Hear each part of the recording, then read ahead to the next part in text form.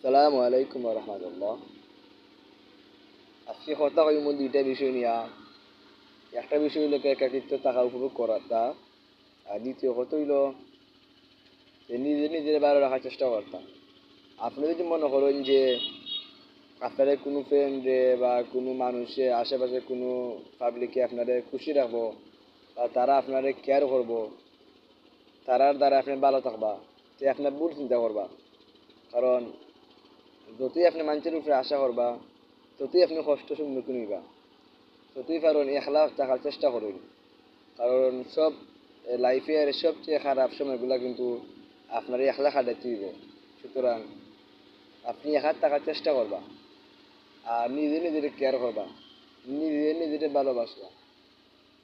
নিজে ভালো রাখার দায়িত্ব নিজে নৌকা। সেও ভালো রাখবো আপনারে, সেও কেয়ার করবো, সেও ভালোবাসবো। এগুলা চিন্তাধারা করবা না। যতই এগুলো চিন্তাধারা করবা, ততই আপনারা কষ্ট পাইবা।